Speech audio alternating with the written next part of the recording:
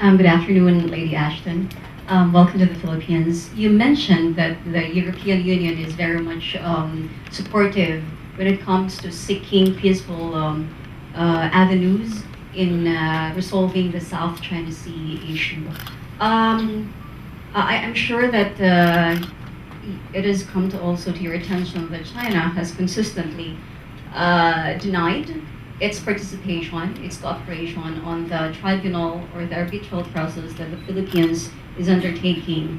What is EU's position on this, and is it possible for the EU, given its influence and prominence in the international community, to directly call on China to address the issue in peaceful means? Thank you. I think the EU position is consistent and is actually very clear. We talk about the importance of the UN Convention on the Law of the Sea.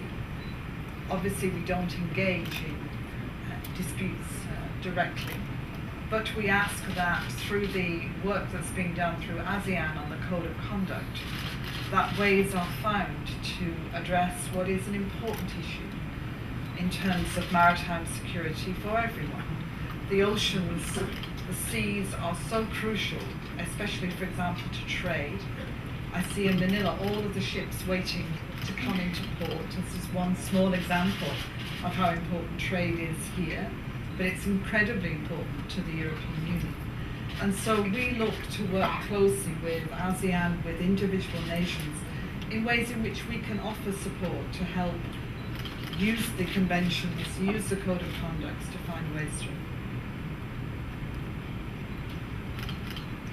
Mr. Martin Pennings of Asia Business Channel will ask the second question. Honorable Secretary Del Rosario, Her Excellency Lady Ashton, I will not stand up because of the cameras. Looking at the ASEAN economic integration of 2015, it's going to be very exciting times for this region. In what way will the economic partnership of the European Union and the Philippines be affected by this ASEAN integration? Well, you know, the European Union is an interesting model for how the creation of economic integration, the single market, has enabled the nations within the European Union to develop their own economic links to a greater degree, but also how we've been able to work together to form strong trading links across the world. I've been involved in the development of trade agreements myself in my previous capacity, and know how valuable that can be. So for the ASEAN nations, as they develop their own version, it will be different, but it will nonetheless, I think, be important as they look at the links that can be made between them, but also enable, we hope in the future, at some point, the potential for trade directly between the EU and ASEAN to grow. So we're very much looking forward to the possibilities that this will bring.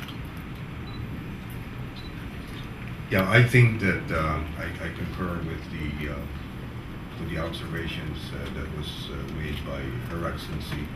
I think that the ASEAN integration will create a very strong economic potential for the region, which at the end of the day will be mutually beneficial with that of the EU. The third and final question will be asked by Mr. Manny Mogato of Reuters. Good afternoon, Mr. Secretary, Lady Ashton. I have one question for the two and one question for Lady Ashton. For both of you, the Lady Ashton has already reaffirmed the principle of non-use of force or coercion in the South China Sea.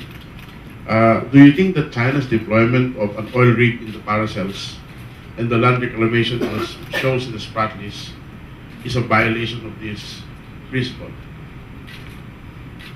And for Lady Ashton, has there been any decision from the EU Parliament on the restrictive measures being imposed on Russia in connection with the Ukraine conflict? I think on the location of this oil rig, which has, by the way, been pulled out by China recently. I think the act of placing that rig in the exclusive economic zone of Vietnam on a unilateral basis is already a violation of international law. In addition, it contradicts the DOC, which is effectively the Declaration of Conduct. So I think that Vietnam objects to this unilateral decision for China to locate its oil rig within their exclusive economic zone without prior consultation or discussion or approval. I've said all that I'm going to say about the approach the EU takes, not to engage in individual disputes, but actually to talk about the way that things can be resolved. On Ukraine, at the present time, you will know that the Foreign Affairs Council asked the ambassadors of the EU to now work through and to examine what more can be done, and you will hear in the next day or so the announcements that are made from that.